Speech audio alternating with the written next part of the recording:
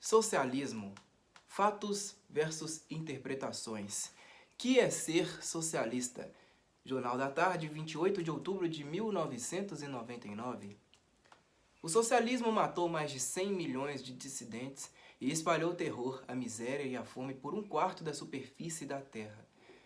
Todos os terremotos, furacões, epidemias, tiranias e guerras dos últimos 4 séculos, somados, não produziram resultados tão devastadores.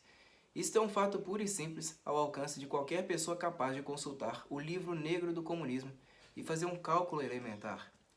Como, porém, o que determina as nossas crenças não são os fatos e sim as interpretações, resta sempre ao socialista devoto o subterfúgio de explicar essa formidável sucessão de calamidades como o efeito de acasos fortuitos, sem relação com a essência da doutrina socialista, a qual assim conservaria, imune a toda a miséria das suas realizações, a beleza e a dignidade de um ideal superior.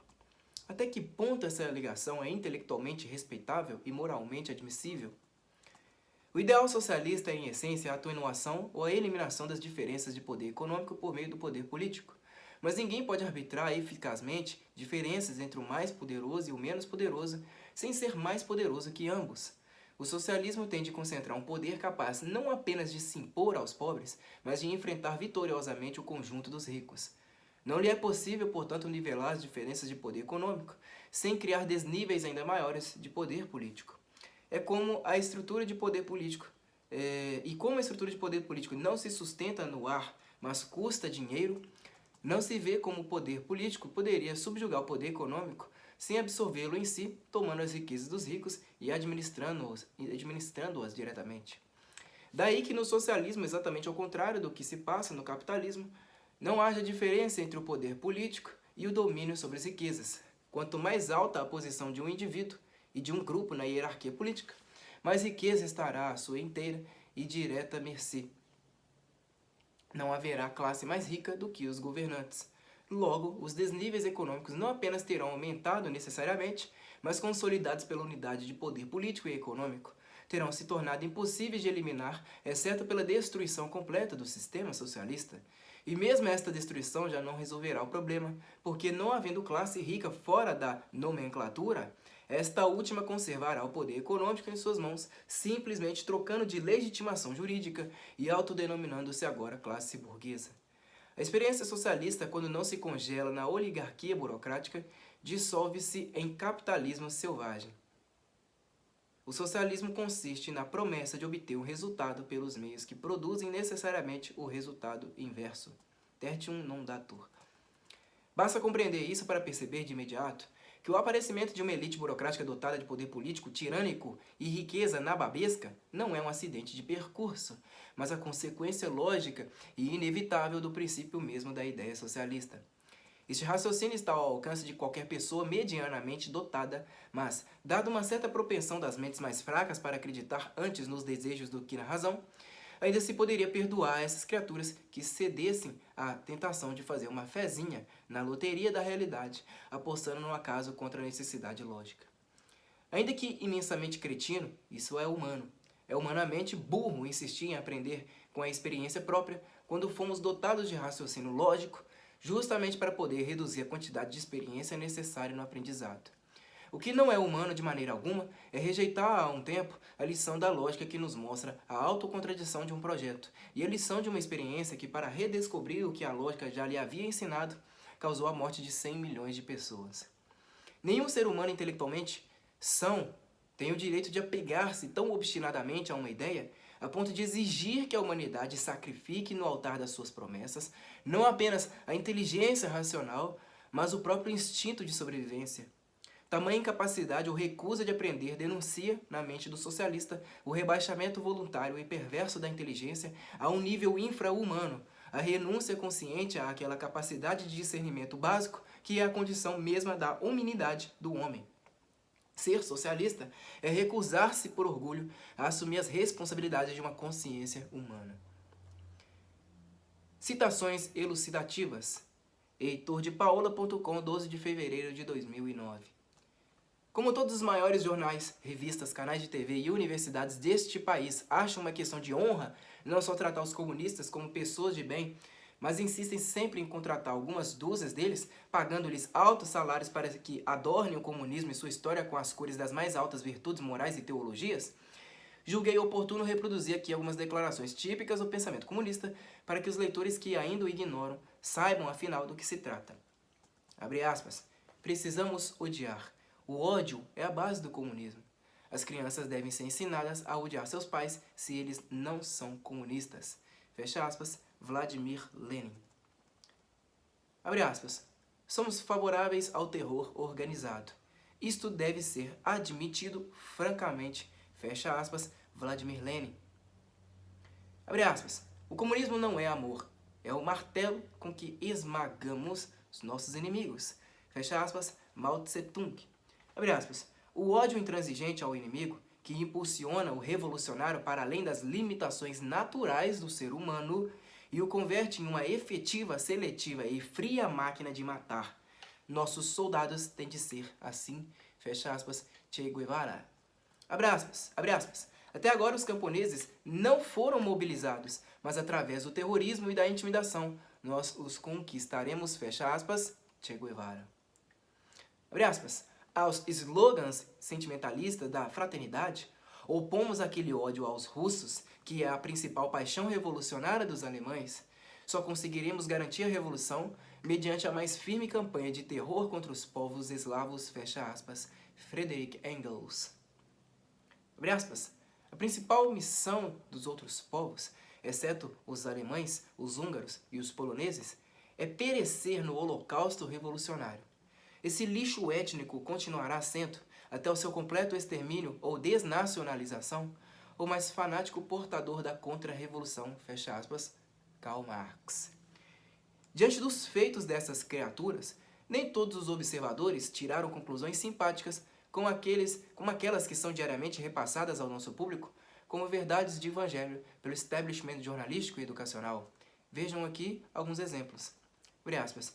Se o que há de lixo moral e mental em todos os cérebros pudesse ser varrido e reunido, e com ele se formar uma figura gigantesca, tal seria a figura do comunismo, inimigo supremo da liberdade e da humanidade. Fecha aspas. Fernando Pessoa. Abre aspas. O comunista é como um crocodilo. Quando ele abre a boca, você não sabe se está sorrindo ou preparando-se para devorar você. Fecha aspas. Winston Churchill. Abre aspas. Ninguém pode ser comunista e preservar um pingo de integridade pessoal. Fecha aspas. Milovan Djilas. Acho que é isso. D-J-I-L-A-S. Abre aspas. Comunismo é barbárie. Fecha aspas. James Russell Lowell. Abre aspas. Eles, os comunistas, não precisavam refutar argumentos adversos. Preferiam métodos que terminavam antes em morte do que em persuasão, que espalhavam antes o terror do que a convicção. Fecha aspas. Hannah Arendt. Abre aspas. A política gnóstica, nazismo e comunismo é autodestrutiva na medida em que seu desrespeito pela estrutura da realidade leva à guerra contínua. O sistema de guerras em cadeia só pode terminar de duas maneiras. Ou resultará em horríveis destruições físicas e concomitantes mudanças revolucionárias da ordem social, ou, com a natural sucessão de gerações, levará ao abandono do sonho gnóstico antes que o pior tenha acontecido. Fecha aspas. Eric Wegelin. Abre aspas. No meu estudo das sociedades comunistas, cheguei à conclusão de que o propósito da propaganda comunista não era persuadir, nem convencer, nem informar, mas humilhar. E para isso, quanto menos ela correspondesse à realidade, melhor. Quando as pessoas são forçadas a ficar em silêncio enquanto ouvem as mais óbvias mentiras, ou pior ainda, quando elas próprias são forçadas a repetir as mentiras, perdem de uma vez para sempre todo o seu senso de probidade. Uma sociedade de mentirosos castrados é fácil de controlar. Fecha aspas. Theodore Dalrymple. Abre aspas. Chegamos ao extremo limite dos horrores com o comunismo, o socialismo, o niilismo, deformidades horríveis da sociedade civil e quase a sua ruína. Fecha aspas. Leão 13. Abre aspas.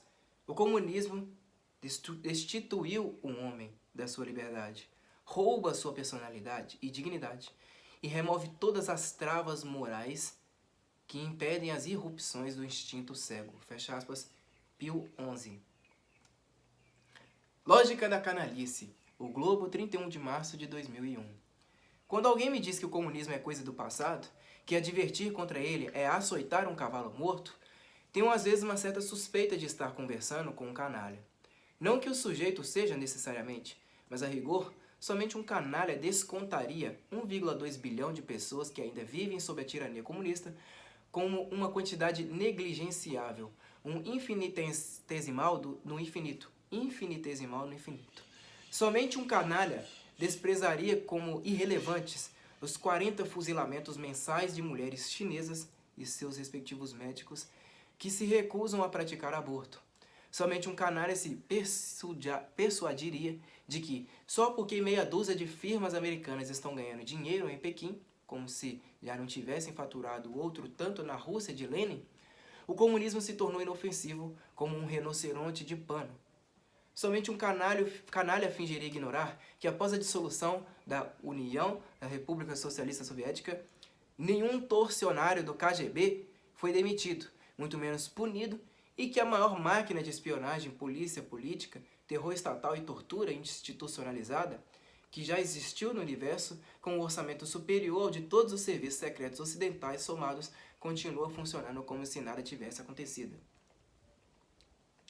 Somente um canalha induziria o povo a ignorar essas coisas para que, quando a revolução que se prepara no Brasil com dinheiro do narcotráfico tomar o poder, ninguém perceba estar revivendo a tragédia da Rússia, da China e de Cuba. Não é preciso ir para o exterior, basta olhar para o Brasil mesmo para ver a força monstruosa que o movimento comunista, seja lá com que nome for, pois ao longo da história mudou de nome muitas vezes ao sabor de seus interesses do momento, vem adquirindo a cada dia que passa.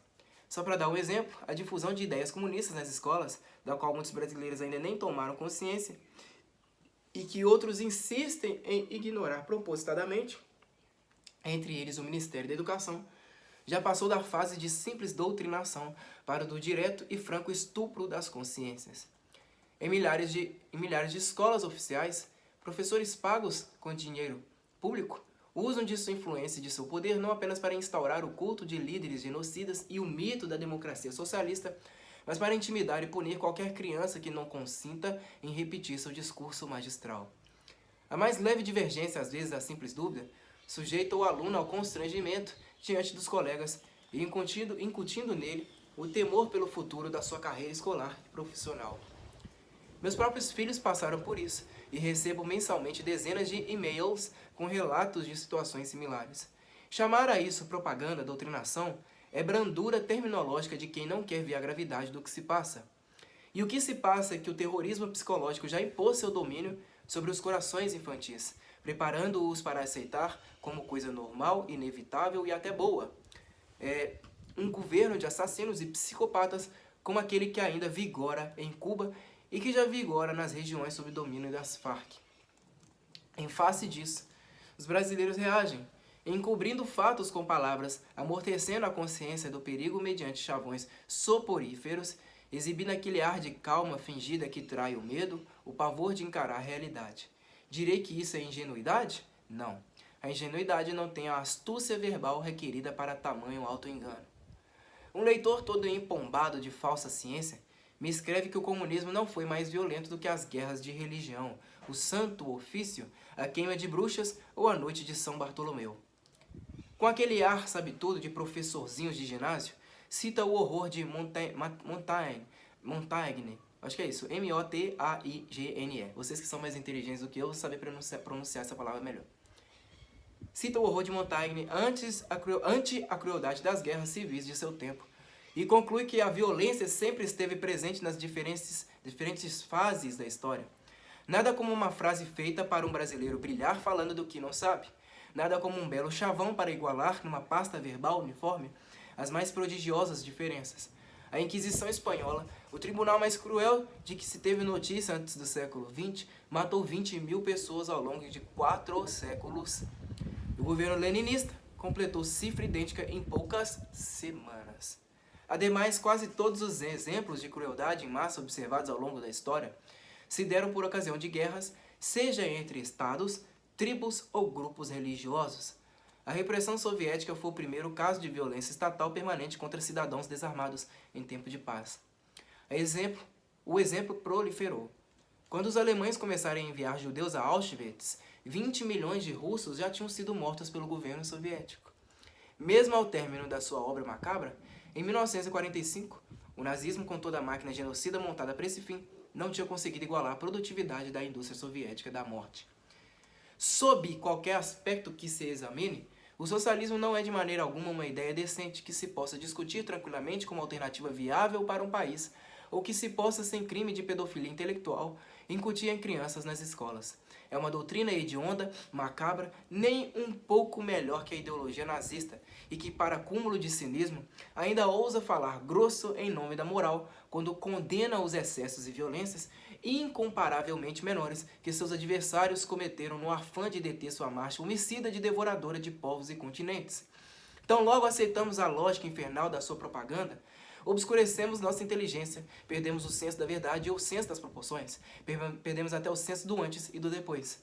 Incutem-nos, por exemplo, a noção de que a guerrilha brasileira foi a única saída que lhes foi deixada pelo governo repressor, que em 31 de março de 1964 fechou todas as portas à oposição legal. Mas como pode ter sido isso se a guerrilha começou em 1961, sempre dirigida e financiada desde Cuba? Dizem-nos que a Operação Condor foi uma inspiração internacional entre ditaduras para sufocar movimentos pacíficos e democráticos. Mas como pode ter sido isso se a tal operação só surgiu tardiamente em resposta ao movimento armado tricontinental dirigido desde Havana e financiado com dinheiro soviético?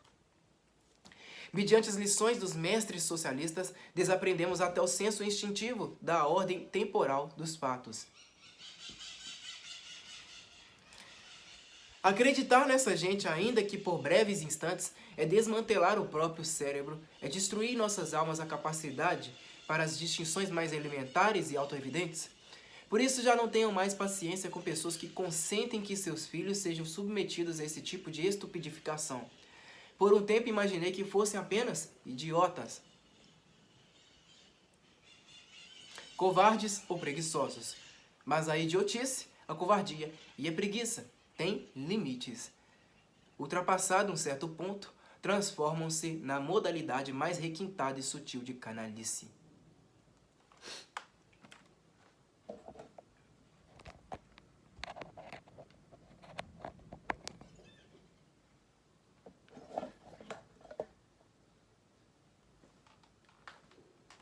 Dois, socialismo versus capitalismo.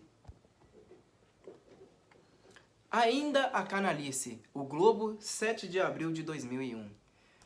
Quando se fala dos 100 milhões de vítimas do socialismo, isso se refere a pessoas assassinadas de propósito, por ordem de governantes, em tempo de paz. São inimigos de classe, liquidados mediante fuzilamentos, enforcamentos, espancamentos, torturas várias e inanição forçada. São vítimas de genocídio deliberado. Seu número não inclui nem soldados mortos em combate, nem vítimas civis da guerra ou de crimes comuns, nem muito menos taxas de mortalidade infantil ou cálculos de diminuição da expectativa de vida média por conta da ineficácia econômica do socialismo. Se incluísse o total, na mais modesta das hipóteses, duplicaria. Mas, mesmo sem isso, 100 milhões de pessoas já bastam para tornar o socialismo, desde o simples ponto de vista quantitativo, um flagelo mais mortífero que 2 guerras mundiais somadas, mais todas as epidemias e terremotos deste e de vários séculos. Quando nada tendo a opor à realidade brutal desses dados, o propagandista do socialismo quer aliviar a má impressão desviando os olhos do público para os horrores do capitalismo. Ele não encontra aí nada de parecido. Nem gulag, nem fuzilamentos em massa, nem expurgos, nem guardas vermelhos a retirar professores de suas cátedras para espancá-los até a morte. Que artifício lhe resta, então, se não apelar à duplicidade de pesos e medidas para ajustar o resultado do cálculo ao efeito publicitário premeditado? Então ele atribuirá às democracias ocidentais a culpa pelas guerras iniciadas por governos totalitários, nivelará moralmente o genocídio premeditado com os efeitos imprevistos de políticas econômicas, fará do governo de Washington o autor intencional das mortes de famintos em países submetidos a regimes estatistas e socializantes da Ásia, da África e da América Latina, onde o capitalismo mal chegou a entrar, e por fim debitará na conta dos governos capitalistas todos os efeitos de assaltantes, estupradores, serial killers e delinquentes em geral. Ao perceber que tudo isso ainda não basta para completar a cifra desejada e que a manobra inteira já começa a soar inconvincente, apelará ao derradeiro subterfúgio, negar o valor dos números, abolindo num golpe de caneta a diferença que minutos antes, quando imaginava poder usá-la contra o capitalismo, ele mesmo enfatizava aos berros. Então matar os 300 assassinos de 200 policiais e soldados no Brasil terá se tornado crime tão hediondo quanto fuzilar em Cuba 17 mil dissidentes civis desarmados. Revidar o ataque de tropas armadas numa guerra civil será tão abominável quanto retirar de suas casas na calada da noite dezenas de milhões de cidadãos inermes para os fuzilar e jogar na vala comum. Depois de todos esses cortes, enxertos e suturas, não há realidade que resista. A imagem do capitalismo aí fica, sim, pelo menos tão má quanto a do socialismo, talvez até um pouco pior. Mas qualquer palavra mais doce do que canalice que eu empregasse para qualificar esse gênero de discurso me tornaria indigno da condição de escritor, indigno a rigor da simples identidade funcional de jornalista, pois se há uma obrigação elementar do jornalista é a de dar aos fenômenos que descreve a justa proporção que tem na realidade. E não há um só tratado sobre a arte da argumentação, de Aristóteles e Quintiliano até Schopenhauer e Chaim Perelman, não sei pronunciar esse nome, Chaim espaço Perelman, que não exclua da arte retórica, mãe do jornalismo, o uso daquele tipo de expedientes maliciosos, relegando-os ao lixo da erística, a arte de ludibriar o público, a retórica prostituída dos intrusões e dos canalhas. Chamá-los canalhas não é, nem de longe, a expressão de um sentimento pessoal. É a justa e exata aplicação de um juízo consagrado entre os mestres da arte de argumentação. É o reconhecimento objetivo da intromissão de um linguajar fraudulento que, se não pode ser eliminado das arengas de arruaceiros e demagogos, deve ser banido sem complacência de todo debate que se pretenda intelectualmente respeitável. Isso é requisito preliminar independente mesmo do mérito das questões em disputa. Mas no caso presente, se há algo comparável à vileza dos procedimentos argumentativos usados para igualar o inigualável, é a feiura moral da causa a que sacrificam a sua honradez intelectual os que a tanto se prestam. As dimensões do mal que eles pretendem ocultar são tão colossais, ultrapassam de tal modo as medidas do humanamente concebível, que a Igreja, em sentenças papais proferidas ex cátedra, definiu o fenômeno como intrinsecamente diabólico, condenando à excomunhão automática qualquer católico que por palavras, atos ou omissões colaborasse com um monstruoso empreendimento. No entanto, não falta quem se escandalize diante dessa sentença papal mais que diante da imensidão do próprio crime que condena. Onde já se viu, dirão, diabolizar assim as pessoas? Feio no sentimento de quem assim fala não é matar 100 milhões de seres humanos. Feio é aliviar, por piedade, as culpas dos criminosos, atribuindo a autoria de seus feitos ao demônio. Feio não é Pol Pot, não é Stalin, não é Mao, não é Fidel. Feio é o Papa, que vendo-os conduzidos pelo demônio como bonecos, joga as culpas deles sobre o tentador e implora a Deus que os perdoe porque não sabe o que fazem. É assim que na imaginação dos que se dizem bem-intencionados, o crime se converte em mérito e o perdão em crime. Admito que a visão do mal nas proporções com que surge no fenômeno socialista é em si mesma estupefaciente, o bastante para que a alma vacilante diante dela dificilmente resista à tentação de negar a realidade, como os olhos do poeta diante da sangue derramada de seu amigo Inácio Sánchez gritavam desesperados: "No, yo no quiero verla". Admito que a fraqueza humana, para se defender instintivamente da atração hipnótica do mal, prefira negá-lo, mas a ignorância voluntária é já a vitória do mal. Confronto de ideologias, época 24 de março de 2001. Se você quer avaliar a extensão do domínio hipnótico que os cacuetes marxistas ainda exercem sobre o sistema neuronal de pessoas que se supõem imunes a qualquer contaminação de marxismo, basta ver que estas, quando argumentam em favor do capitalismo, admitem colar na própria testa o rótulo de defensores de uma determinada ideologia. Uma ideologia é, por definição, um simulacro de teoria científica, e, segundo a correta expressão do próprio Marx, um vestido de ideias que encobre interesses ou desejos. Ao aceitar definir-se na linguagem de seu adversário, o liberal moderno assume o papel que ele lhe impõe. Confessa-se porta-voz dos interesses dos ricos. Que a confissão seja falsa não a torna menos eficaz.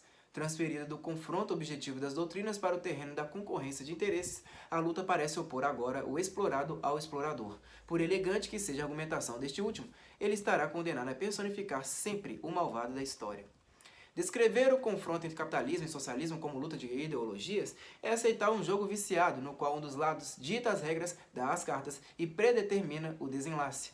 O capitalismo não é uma ideologia, é um sistema econômico que existiu e provou suas virtudes desde 2 séculos antes que alguém se lembrasse de formulá-lo em palavras. E o primeiro que esboça essa formulação, Adam Smith, não é de maneira alguma um ideólogo, um inventor de símbolos retóricos para construir futuros no ar em favor de tais ou quais ambições de classe. É um homem de ciência em toda a extensão do termo, esboçando hipóteses para descrever e explicar uma realidade existente.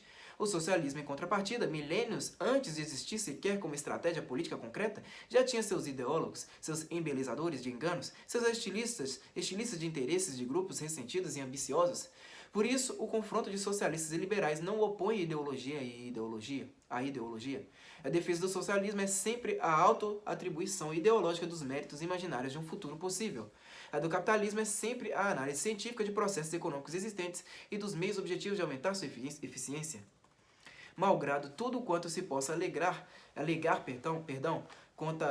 contra ele sob outros aspectos, e eu mesmo não tenho deixado de alegá-lo, o capitalismo não somente gerou riquezas incalculáveis, mas pôs em ação os meios práticos de distribuí-las ao povo e criou instituições como a democracia parlamentar, a liberdade de imprensa, os direitos humanos, ao passo que o socialismo só o que fez até hoje foi prometer um futuro melhor, ao mesmo tempo que reintroduzia o trabalho escravo banido pelo capitalismo, suprimia todos os direitos civis e políticos conhecidos, reduzia mais de 1 bilhão de pessoas a uma angustiante miséria, e para se sustentar no poder, recorria a meios de uma crueldade quase impensável, como por exemplo a empalação e o esfolamento de prisioneiros, um recurso muito usado durante o governo de Lenin. O capitalismo não é uma ideologia, é uma realidade continuamente aperfeiçoada pela ciência. Ideologia é o socialismo, o vestido de ideias que encobre as ambições sociopáticas de semi-intelectuais ávidos de poder. E uma prova a mais de que isso é assim poderá ser dada por eventuais reações socialistas deste artigo, as quais, como todas as contestações a meus artigos anteriores, não conseguirão, e aliás nem tentarão impugnar a veracidade de nenhuma de suas afirmações, mas se limitarão a expressar descontentamento e revolta contra a sua publicação. A vitória do fascismo, o Globo, 26 de julho de 2003. Tom Jobim dizia que no Brasil o sucesso é um insulto pessoal. Sem querer, explicava assim a ampla aceitação da ideologia socialista entre nós. Para o cidadão normal de uma democracia, o êxito de quem quer que seja é resultado do talento e da sorte. Para frustrados e invejosos embriagados de mitologia socialista, é o efeito de uma planificação maligna das classes dominantes, o produto diabólico de uma máquina de exclusão social inventada e controlada por astutos engenheiros sociais burgueses. Na imaginação socialista, os capitalistas não fazem outra coisa senão reunir-se na calada da noite para premeditar a ruína dos pobres. Para isso, criam todo um aparato ideológico de reprodução dos padrões sociais existentes, contratando intelectuais e técnicos para estudar meios de não deixar mais ninguém subir na vida. O capitalismo, nesse sentido, é uma sociedade administrada, um mecanismo racional calculado nos seus mínimos detalhes para bloquear o progresso social.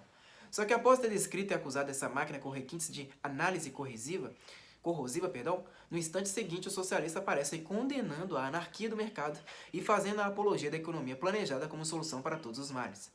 Já tenho me perguntado como é possível uma criatura mudar de discurso tão radicalmente sem nem perceber que se contradiz. Cinismo ou inconsciência? Maquiavelismo ou burrice? Observe a rigidez da disciplina no PT ou no MST e obterão a resposta. O militante socialista ou comunista sacrifica tudo à hierarquia partidária, mesmo a moralidade, mesmo as exigências mais íntimas da consciência pessoal. É natural que projete essa conduta sobre a fisionomia do inimigo, concebendo-a à sua própria imagem e semelhança, mas toda fantasia projetiva é necessariamente paradoxal.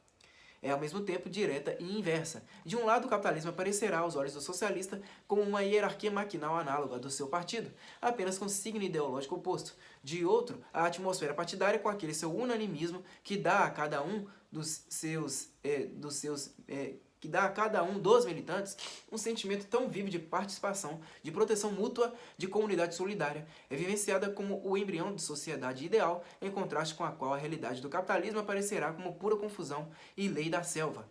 Basta olhar o capitalismo diretamente, sem o viés projetivo da disciplina socialista, para ver que não é nem uma coisa nem a outra, mas apenas a integração de várias premeditações parciais, os cálculos dos vários interesses privados, num ambiente geral frouxamente atado pelas regras da convivência democrática. Mas a ideia mesma de regra tem sentido diferente para socialistas e capitalistas. Numa democracia capitalista, as regras do jogo são fixas, ao passo que as finalidades gerais do esforço social vão mudando conforme as inclinações da opinião pública a cada momento. Numa sociedade socialista ou nos partidos que lutam por ela, é o contrário. As finalidades são constantes, cristalizadas no símbolo utópico do ideal, e as regras do jogo é que mudam segundo as conveniências estratégicas e táticas vislumbradas pelos líderes em cada etapa da luta. Por isso é tão difícil um socialista compreender o capitalismo quanto um homem formado nas regras do capitalismo entender a mentalidade socialista. Este último tentará explicar a conduta socialista pela racionalidade de interesses econômicos, acreditando que tais ou quais vantagens obtidas no caminho aplacarão os ódios e as ambições da militância em rage. O segundo enxergará o capitalismo por meio de uma grade de fantasias projetivas macabras e acabará acusando a classe burguesa de ser, ao mesmo tempo, uma maçonaria racionalmente organizada para saquear o mundo, e um aglomerado caótico de egoísmos incapaz de organizar-se. Não espanta que toda tentativa de fusão entre capitalismo e socialismo resulte numa contradição ainda mais funda. Quando os socialistas desistem da estatização integral dos meios de produção e os capitalistas aceitam o princípio do controle estatal, o resultado hoje em dia chama-se terceira via, mas é sem tirar nem pôr economia fascista. De um lado, burgueses cada vez mais ricos, mas, como dizia Hitler, de joelhos ante o Estado. De outro, um povo cada vez mais garantido em matéria de alimentação, saúde, habitação, etc., mas rigidamente escravizado ao controle estatal da vida privada. Também não espanta que os socialistas, não entendendo o capitalismo, procurem descrevê-lo com a fisionomia hedionda do fascismo, que por afinidade entendem perfeitamente bem. E muito menos espanta que, abominando então o capitalismo como uma espécie de fascismo, acabem sempre lutando em favor de reformas econômicas e políticas que o transformarão exatamente nisso. Como a economia socialista em sentido integral é inviável, como nunca se chega lá, e como, por outro lado, os burgueses raramente têm fibra para resistir à investida socialista contra o liberal capitalismo, o resultado é sempre o mesmo, a vitória do fascismo. A única diferença entre as economias fascistas dos anos 30 e a de agora é que aquelas eram de escala nacional e, para impor-se, recorreram muito logicamente a um discurso carregado de mitologia patrioteira e racista. A de hoje é mundial, devendo, portanto, usar de pretextos simbólicos que, ao contrário, sirvam para dissolver as identidades nacionais e os valores morais e religiosos a elas associados. Daí o pacifismo, o feminismo, o multiculturalismo, o desarmamentismo civil, o casamento gay, etc. Ideologia, já definia o velho Karl Marx, é um vestido de ideias, em torno de objetivos que nada têm a ver com ideias. Hitler confessava, em privado, não acreditar nem um pouco na discurseira racista que usava para infundir nos alemães o sentimento de ódio travestido de amor à justiça.